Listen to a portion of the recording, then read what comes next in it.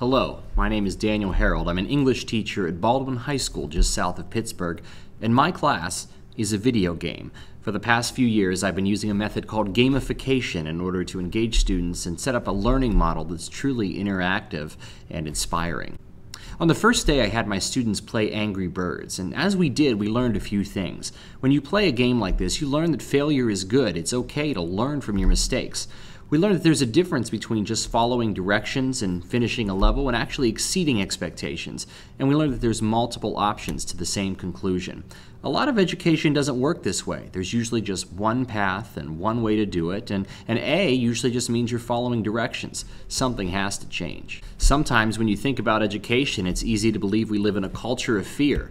Well, why is that? Well, it's because we only record mistakes. If a student gets an 85% on a paper, it doesn't mean they did 85 things right. It usually means they did 15 things wrong.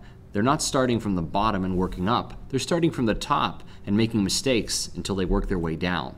I realized this because I had students twice, in 10th grade and 12th grade, and even though they did well in 10th grade, they didn't remember anything when they got to 12th. It taught me something has to change. Just because students are compliant doesn't mean they're learning. This is what a traditional class looks like. It's a linear process. You start at the beginning and you work your way through.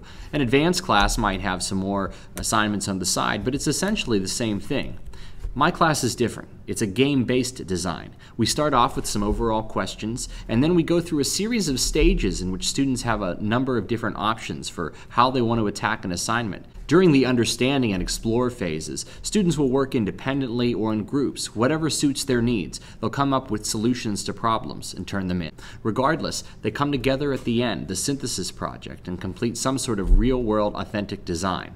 Here's an example of some King Arthur video projects that my students made, where they had to design, write, film, edit, and create their own King Arthur's tale, showing that they really understood the original Arthurian legends.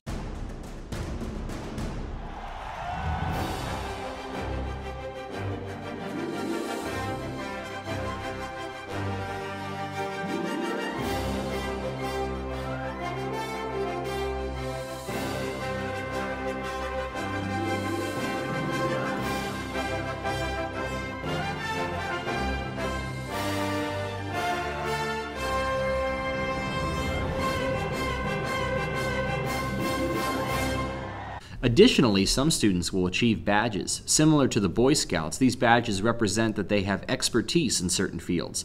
Not only are badges good on their own, though, they can be used in order to level up. Students start the year as a time wanderer. They have no powers and have to do exactly as I say. However, as we go through the year, they'll eventually move up to Tier 2, 3, and even 4. Ideally, students will become Time Lords by the end, in which case they have complete autonomy over their learning. Gamification doesn't just teach students about English, it teaches them how to learn and how to lead. Well, that's just a little bit of information about what we do in my class. Check out some of these links or look me up if you have any more questions. Thanks for stopping by, and we hope to hear from you soon.